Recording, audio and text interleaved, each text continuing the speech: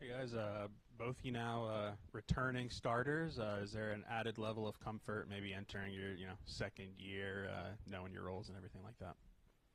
Yeah, I think there's definitely a little bit of comfort in knowing you're coming back for another year. You've got that first year under your belt. You kind of know what to expect. And I think even a little bit last year, we had a little bit of comfort going into that season, just for the fact that we had kind of been through a whole season already. That first year we got here, we didn't play. So I think that kind of helped us get used to the atmosphere of places and that kind of deal. So, yeah. Yeah, I mean, I agree with him. You see the environments. Like our redshirt year, we went to LSU. It was a night game. We had Ole Miss night game. And you saw some crazy environments, so you know what to expect.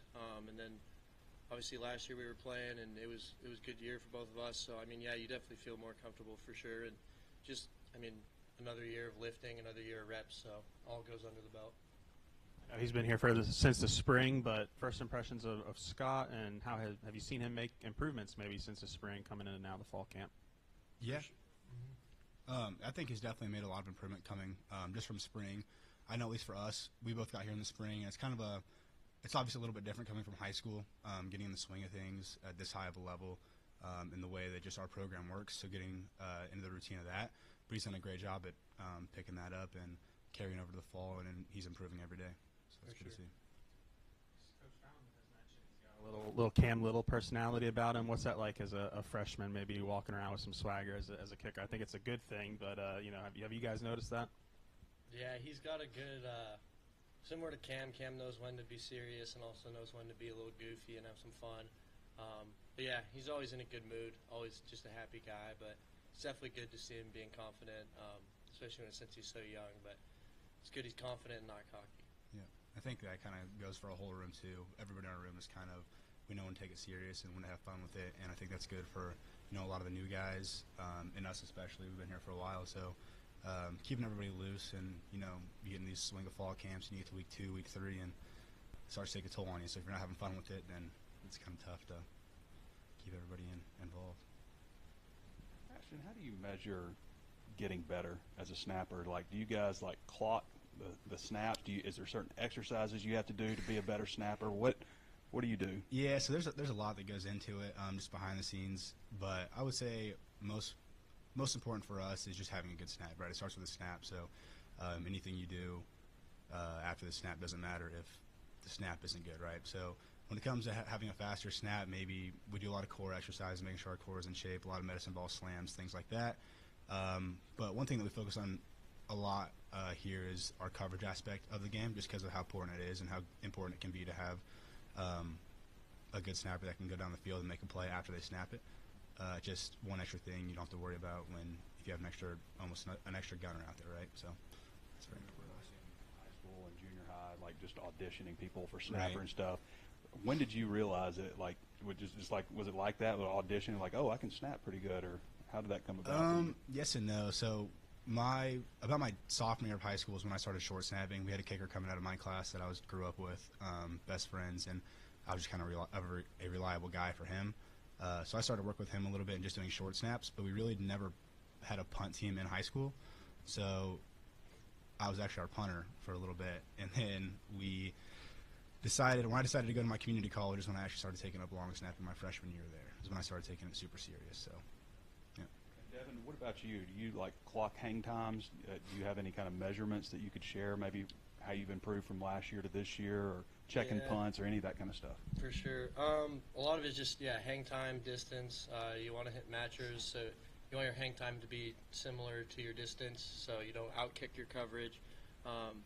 And then just field zone. I mean, a lot of it's getting your catch to kick under your right amount of time, under a 1-3, and then just getting that ball in the right field zone, because that's where our cover teams are going to go. They're either going to go left side of the field, right side of the field, and then just if me and him do our job, then the cover team will take care of the rest of it. So a lot of it's just matching the hang time with the distance and then getting in the right field zone.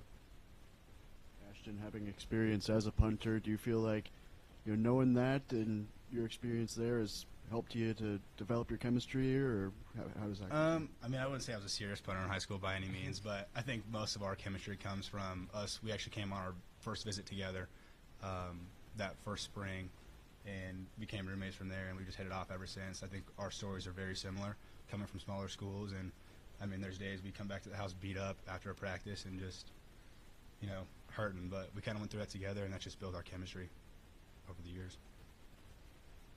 So you're saying, like, if you kick a 45-yard punt, you want 4.5 seconds of hang time? Correct. Yeah, 50-yard punt, 5.0, that kind of yeah, stuff? and then, I mean, if it's obviously hard to hit a lot above, you hit 5.1, 5.2. I mean, once you get to hard to hit like 5.3s, 5.4s, and all that, but yeah, once it gets above there, you kind of just want to hit a 4.6, 4.7 range, and then you can kind of hit it as far as you want.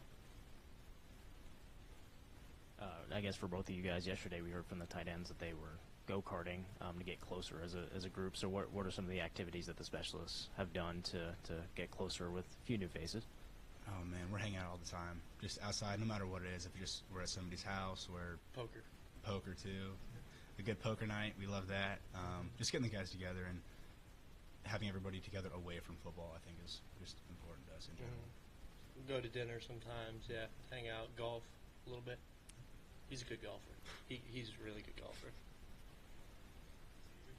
No, He's not the best golfer. I have a natural swing. I just don't practice enough. Yeah.